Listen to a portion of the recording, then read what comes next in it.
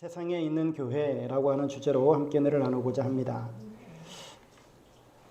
교회에 비판적인 사람들이 하는 말 가운데 하나가 교회가 너무 많다라고 하는 말이 있습니다. 이 말은 교회가 필요 이상으로 많다라고 하는 의미일 테고, 교회가 쓸데없이 많다라고 하는 그런 뜻으로 하는 말인데, 이제 그 말을 이렇게 살펴보면 교회가 많으면 뭐하냐 라고 하는 거겠죠. 뭐 도움도 안 되고 뭐 있으나 마나한 그런 교회이지 않느냐라고 하는 뜻일 겁니다. 세상 사람들의 이러한 말을 우리가 깊이 새기면서 1차적인 책임이 우리 교회에게 있다라고 하는 것을 우리가 간과해서는 안 될 겁니다. 그런데 문제는 교회가 많은 것이 문제가 아니고요. 교회들이 올바른 구실을 하지 못하고 바르게 존재하지 못하기 때문에 그러할 줄로 압니다. 이 말인 즉슨 교회의 역할을 다하지 못하고 있고, 또한 그리스도인들의 역할을 다하지 못한다. 그리스도인답게 살지 못한다라고 하는 것일 겁니다. 과연 그렇다면 무엇이 문제일까라고 하는 것을 우리가 생각을 해보게 되어지죠. 예수님께서 부활하시고 나서 승천하시지 아니하고 이 땅에서 40일 동안 함께 거하셨습니다. 이 땅 가운데 주님께서 40일 동안 계시면서 하신 일이 무엇인가? 사도행전 1장에 보면 하나님 나라의 일을 말씀하셨다라고 기록하고 있습니다. 예수님께서 이제 떠나가실 날이 가까워 오는데 제자들에게 하나님 나라의 일을 말씀하셨다라고 하는 것은 그것만큼 중요한 일이 없다라고 하는 뜻이겠죠.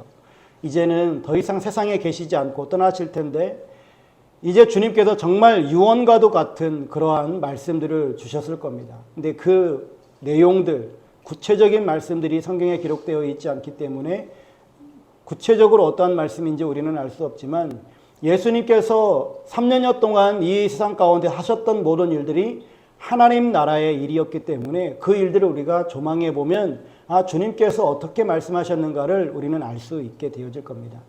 다시 말하면 교회가 교회답지 못하다, 그리스도인들이 그리스도인답지 못하다라고 하는 것은 우리 그리스도인들이 이 땅 가운데 주님께서 유언으로 주셨던 말씀인 하나님 나라, 즉 하나님 나라의 일, 여기에 우리가 관심을 가지고 여기에 우리가 온 힘을 쏟아야 되는데, 그리스도인들이 지금 잘못된 것에 초점을 맞추고 살아가고 있다라고 하는 것일 텐니다. 그렇다고 한다면 우리 한국교회가 무엇을 지금 회복해야 될 것인가? 바로 사명을 다시금 회복해야 될 것인데, 하나님 나라에 대한 소망을 가지고 이 일을 위한 사명이 있어야 될 줄로 믿습니다.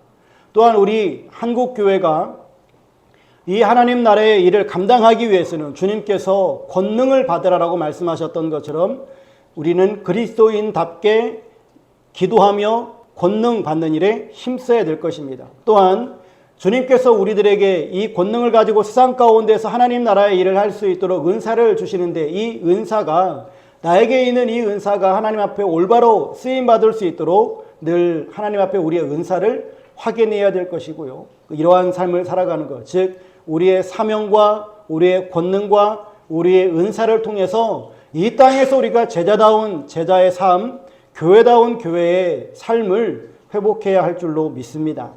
우리는 이번 9월 기간 동안에 공동체라고 하는 주제를 가지고 말씀을 나누고 있습니다. 그래서 하나 되는 교회 공동체가 어떠한 모습인지, 그리고 지난해보다 더 좋은 교회라고 하는 이 주제를 말씀을 가지고 교회다움이 있어야 한다라고 하는 것을 통해서 또한 지난주에 말씀을 나눴습니다. 이제 오늘 본문을 통해서 세상에 있는 교회, 세상에서 살아가고 있는 우리 그리스도인들이 어떠한 삶을 살아가야 되는지, 또한 어떻게 살아갈 때에 하나님께 영광이 되어지는지에 관한 말씀을 나누려고 합니다.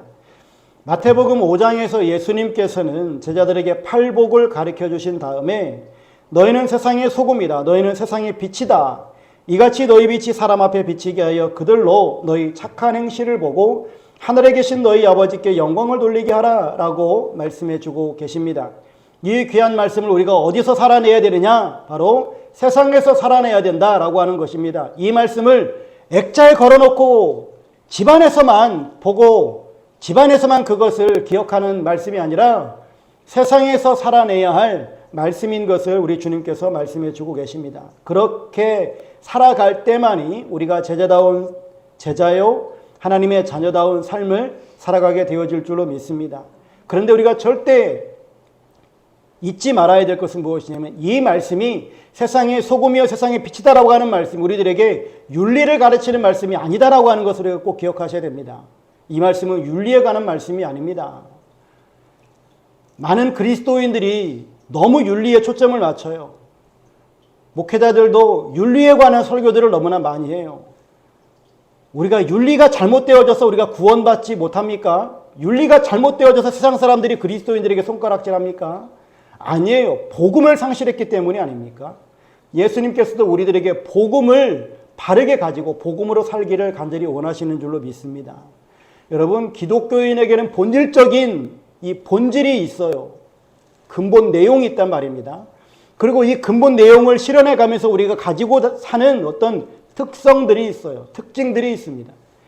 우리가 가지고 있는 본질이라고 한다면 복음일 테고요. 어떤 한국교회의 특징이라고 한다면 예배에 열심을 내고 한국교회만 독특하게 가지고 있는 어떤 기도의 문화들이 있고, 그리고 한국 사람들이, 그리고 한국교회가 지켜내려고 하는 어떤 술, 담배의 문제도 있을 겁니다.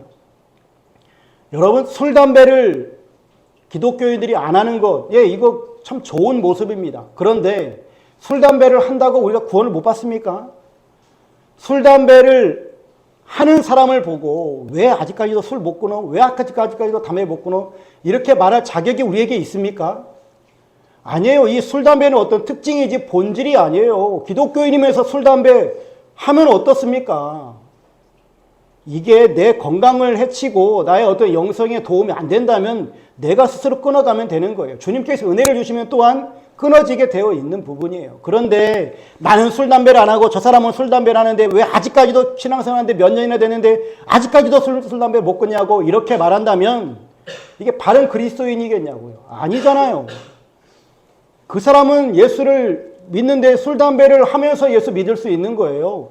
나는 내 속에 음욕을 품고 있고 도둑질하는 그런 마음도, 탐욕도 가지고 있고 그 사람을 미워하는 마음도 있으면서 이것에 대해서는 하나도 거리낌 없고 술, 담배는 그것 가지고 그렇게 우리가 비난하고 정죄한다면, 그래서 만약에 그 사람이 실족이라도 한다면 그걸 어떻게 하겠냐고요. 우리는 절대로 판단하는 자가 되어서는 안 됩니다. 그리고 어떤 그 사람이 가지고 있는 특징 때문에 이 특징이 그 사람을 본질을 대체할 수 없어요. 술, 담배를 하는 그것이 그 사람이 복음을 안 가졌기 때문에 그런 일을 행하는 것이 아니란 말입니다. 그래서 우리는 어떤 특징을 본질로 대체하지 말라고요. 우리 한국교회가 가지고 있는 고유한 특징이 있다면 이 특징을 우리가 잘 살리는 것은 대단히 좋은 일입니다. 대단히 좋은 일이에요. 그렇다고 해서 이런 말을 했다고 해서 그럼 내일부터 우리 술, 담배 좀 열심히 해보자 라고 그렇게 결단하실 분은 없겠지만, 이 술, 담배가 하나의 특징이라면 이거는 고유하게 살려낼 수 있어야 될 테고, 이것 때문에 신앙생활에 제약이 따르는 사람이 있다면 괜찮다. 이게 우리의 고유한 특징이지 본질은 아니다. 이것 때문에 신앙생활하는데 어려움을 갖지 말라라고 우리가 그를 위로해 줄 수 있고, 또 그가 더 은혜를 받으면 끊을 수도 있는 문제이니 그에게 힘을 줄 수 있는 그리스도인들이 되어야 할 줄로 믿습니다.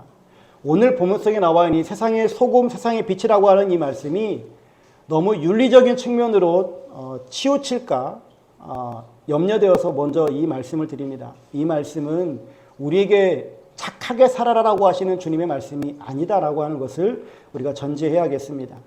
여러분, 왜 이 세상에 주님께서 너희는 세상의 소금이다, 세상의 빛이다 라고 말씀하셨을까요?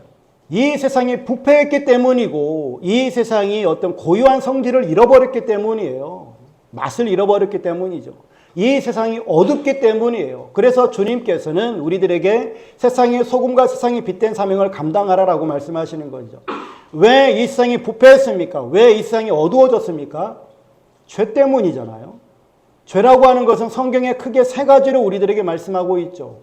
불순종이 죄이고요, 믿음으로 행하지 않는 것이 죄이고요, 알고도 행하지 않는 것이 죄라고 말씀하고 계세요.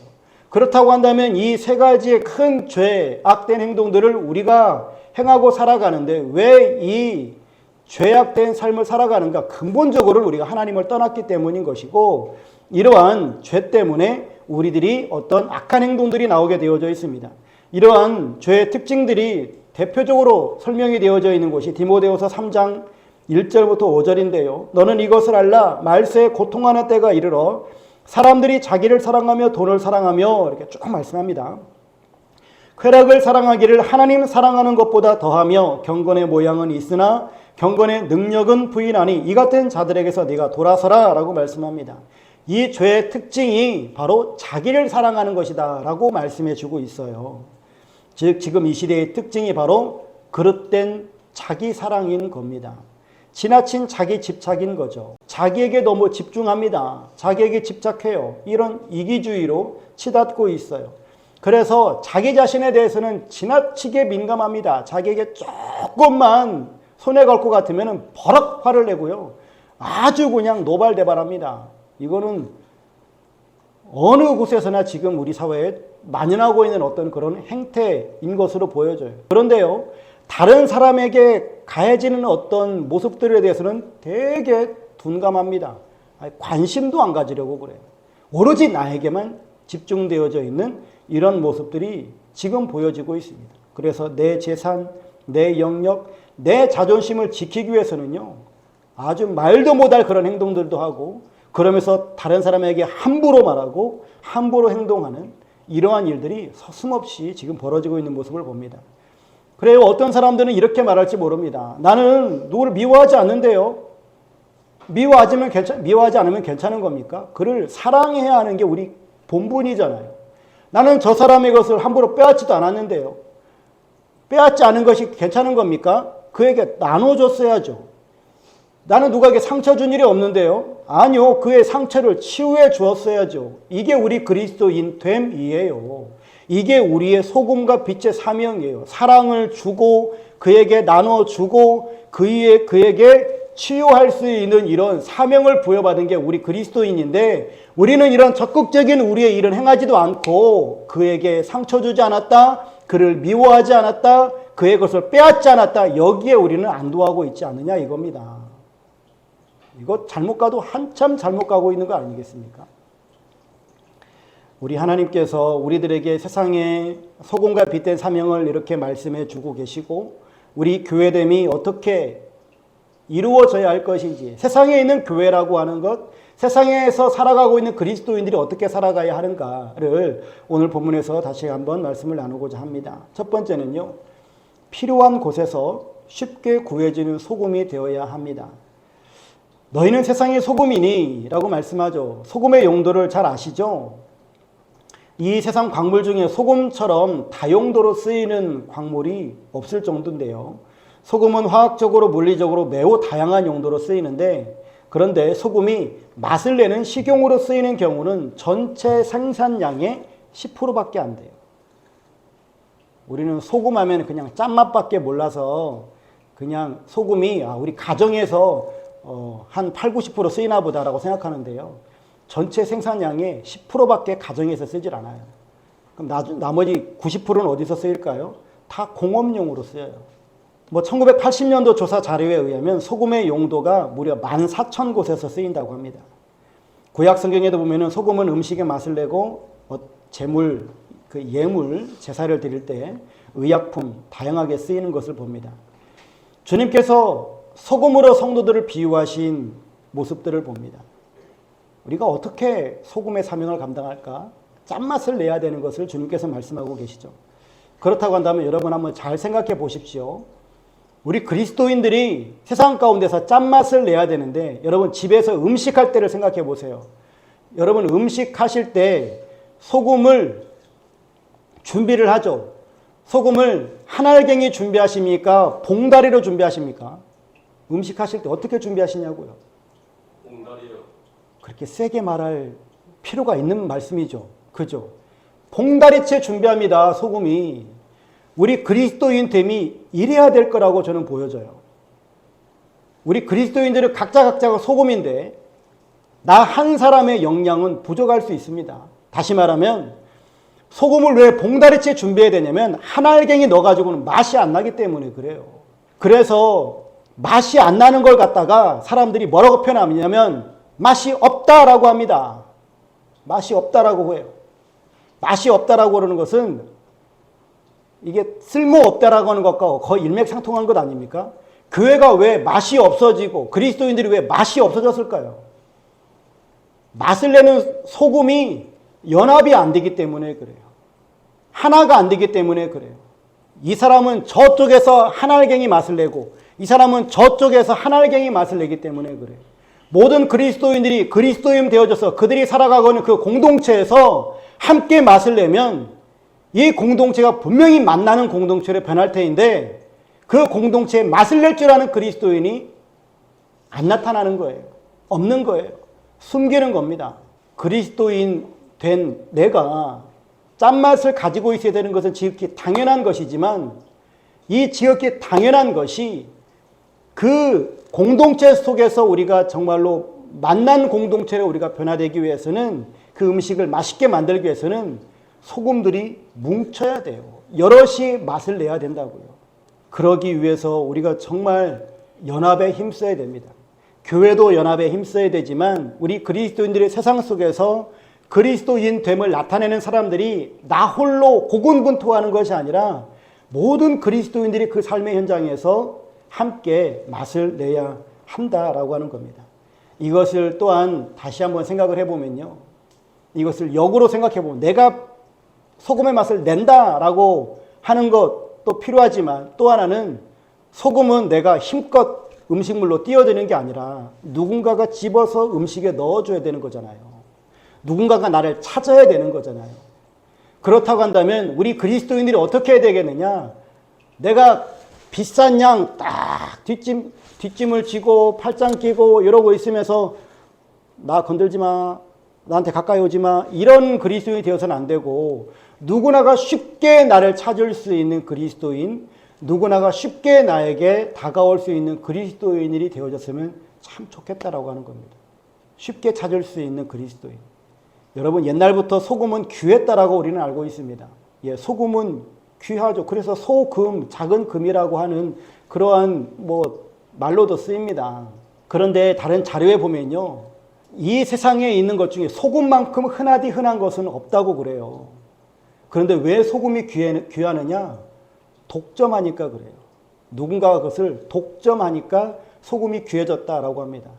우리나라처럼 이런 염전을 통해서 소금이 구해지는 나라는 전 세계에서 한 3개 나라인가? 이 정도밖에 안 된대요. 손으로 꼽는데요. 나머지 모든 나라에서 소금을 어떻게 구합니까? 암석에서 채취해요. 이 바다에서 소금 채취하는 것은 극히 소량이고요. 대부분의 많은 것들은 다 암염이에요. 암석에서 채취해요. 그런데 우리 그리스도인들이 정말로 널리고 널린 이러한 소금처럼 쉽게 찾아질 수 있고 또한 쉽게 구해질 수 있는 이러한 소금의 사명을 감당해야 되는데 내가 비싼 양, 나는 저 사람들과 어울리지 않겠노라고, 나는 저들과는 구별된 사람이라고 이렇게 자꾸 세상으로부터 이탈하려고 한다면 우리가 바르게 사명을 감당할 수 있겠느냐라고 하는 겁니다. 교회에서 성도들이 목회자를 대할 때도 혹 그런 모습들이 있는 경우가 있어요. 목회자를 대단히 어려워하는 것. 제가 개척하면서부터 제가 여러분들에게 누차 강조하는 바이지만 교회는 하나님 안에서 가족이거든요. 비록 직임상 목회자와 평신도로 구분이 되어져 있고 목사와 각양 직분을 가지고 우리가 교회를 섬기지만 그러나 우리는 하나님 안에서 한 가족입니다. 어려운 대상이 되어서는 안 된다라고 하는 거예요. 서로가 서로에게 마음을 통할 수 있고 또한 목사님인 저에게 기도 제목을 나누고 함께 기도할 수 있는 이러한 공동체가 되어져야만 해요. 제가 지난주에 말씀을 나누면서 집에 있는 밥 숟가락까지 공유할 수 있는 이런 말씀까지도 했었는데 그렇게까지 우리가 할 마음이라고 한다면 내 치부가 아니라면 서로가 서로의 마음을 나누는 이러한 공동체를 우리가 이루어가고 세상 가운데서 내가 이렇게 다른 사람에게 쉽게 다가갈 수 있는 이웃이 되어지고 다른 사람도 나를 쉽게 찾아올 수 있는 이웃이 되어진다면 우리 이 사회는 변화가 이루어질 뿐만 아니라 하나님께서 우리를 통해서 이 세상이 정말로 변화가 일어나는 놀라운 역사가 일어나게 되어질 줄로 믿습니다. 우리는 세상의 다이아몬드나 세상의 보석이 아닙니다.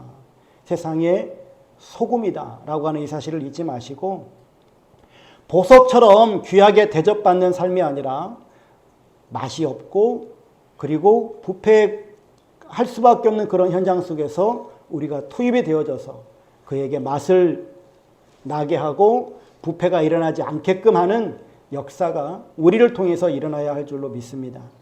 두 번째로 보려고 하는 것은 이 빛의 사명인데요. 어둡고 그늘진 곳을 향해서 우리는 빛을 발해야만 합니다. 너희는 세상의 빛이라 라고 말씀해 주고 있습니다. 우리가 얼마만큼 빛나야 할 것인가 라고 하는 것, 우리가 뭐 태양처럼 밝아야 되는가 라고 하는 이런 생각을 가질 수도 있는데요. 우리가 생각하는, 또 우리가 떠올릴 수 있는 빛이 빛의 근원인 태양이기 때문에 그러겠죠. 그런데 우리 주님께서 우리들에게 이 너희는 세상의 빛이라 라고 말씀하시는데, 이 빛의 자세와 위치에 대해서 15절에 보면 말씀해 주고 있습니다. 우리를 등불로 말씀하시죠. 이 등불은 밤에 필요한 도구잖아요. 낮이 되면 등불을 다 꺼버립니다. 빛의 근원이 나오면 내가 가지고 있는 등불은 꺼도 됩니다. 그리고 이 등불을 켜서 어디다 두냐면 등경 위에 둔다라고 말씀합니다. 즉 우리는 밤이 되어졌을 때, 어두워졌을 때 우리가 빛을 발하는 사명을 감당해야 되는데, 온 구석구석을 다 비출 수 있는 곳으로 우리의 빛을 발산해야 된다라고 하는 의미인 것이겠죠. 이 말씀을 통해서 우리가 찾아가야 될 곳이 어디인가를 알 수 있어요. 먼저는 어두운 곳으로 찾아가야 됩니다. 그늘진 곳으로 가야 되죠. 이거를 이제 우리 삶에 대입해 보면 가난하고 괴롭고 불행하고 문제가 있는 곳. 근데 사람들은 이런 곳을 싫어하잖아요. 밝은 곳, 행복한 곳, 풍요로운 곳, 환경 좋은 곳을 가려고 하잖아요. 그런데 우리 주님께서는 그렇지 아니하고 이렇게 어둡고 그늘진 곳을 찾아가셨단 말이죠. 우리들도 주님처럼 어둡고 그늘진 곳, 가난하고 괴롭고 불행한 곳, 문제가 있는 곳을 우리가 찾아가야 할 줄로 믿습니다. 이러한 삶을 살아가게 되어질 때에 우리를 통해서 세상은 점점 밝게 되어질 겁니다. 여러분, 하나님께서 아브라함에게 가라고 하신 곳이 어디입니까? 불신앙의 땅이었어요. 이스라엘 민족이 얻은 땅도 어디였습니까? 가나안 땅이잖아요. 그 죄악과 불신앙이 가득한 땅이었어요. 사도 바울이 가는 선교지가 어디입니까? 하나님을 알지 못하는 인간들이 득실득실 거리는 곳이에요. 그런 곳으로 갑니다. 성도들이 자기 편한 곳, 자기 희생이 없는 곳, 자기 취향에 맞는 이런 곳만 찾아간다면 우리는 빛의 사명을 감당할 수가 없어요. 태양빛이 비치고 있는 곳 가서 등불 가지고 뭐 하겠습니까? 그런 곳은 등불이 필요가 없어요. 어두운 곳에 등불이 필요한 겁니다. 바로 하나님이 원하시는 곳이 어디인가? 어둡고 그늘진 곳이다라고 하는 것입니다. 16절에 이같이 너희 빛이 사람 앞에 비치게 하여 그들로 너희 착한 행실을 보고 하늘에 계신 너희 아버지께 영광을 돌리게 하라 라고 말씀해 주고 있습니다. 이게 바로 소금과 빛의 교훈에 대한 결론과 같은 것인데, 성도들의 존재 가치에 대한 주님의 교훈이죠. 결국 우리에게는 영적 민감함이 있어야 됩니다. 여러분, 세상에 빛이 되어져 가지고 어둠의 일을 몰아내고 세상의 소금에 되어서 부패를 치유하는 이러한 일들을 어떻게 하시겠어요? 집에 액자로 걸어놓으면 그 일이 가능합니까? 교회가 캠페인을 벌이면 그 일이 가능할까요? 교회가 프로그램을 진행하면 가능하겠습니까? 아니에요. 우리의 삶으로 세상 속에서 살아내야 할 줄로 믿습니다. 먼저는 내 자신의 이기주의에 민감하셔야 됩니다. 나는 지금 나를 사랑하는 자인가? 정말 하나님을 사랑하고 사람을 사랑해서 그를 하나님의 나라로 이끌기 위해서 그에게 관심을 가지고 있는가라고 하는 것을 우리가 살펴야 됩니다. 그리고 그의 불편함이 무엇이고 그의 불쾌함이 무엇이고 그의 아픔이 무엇인지를 우리는 민감하게 살필 수 있어야 돼요. 그러할 때에 그에게 치유의 역사가 일어나고 그가 하나님을 찾게 되어지고 하나님께 영광을 돌리게 되어질 줄로 믿습니다.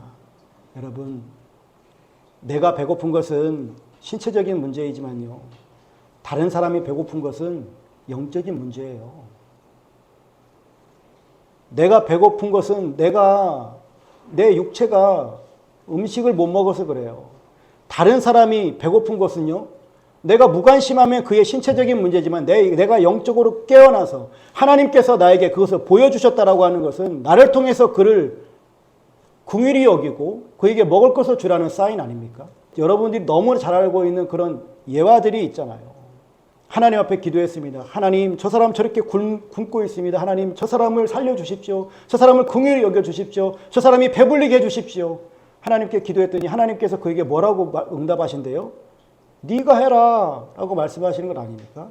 그런 기도가 있다라고 하는 것은 무엇입니까? 하나님께서 이미 나에게 그 사명을 주셨다라고 하는 거예요. 예수께서 또 말씀하여 이르시되 나는 세상의 빛이니 나를 따르는 자는 어둠에 다니지 아니하고 생명의 빛을 얻으리라 라고 말씀합니다.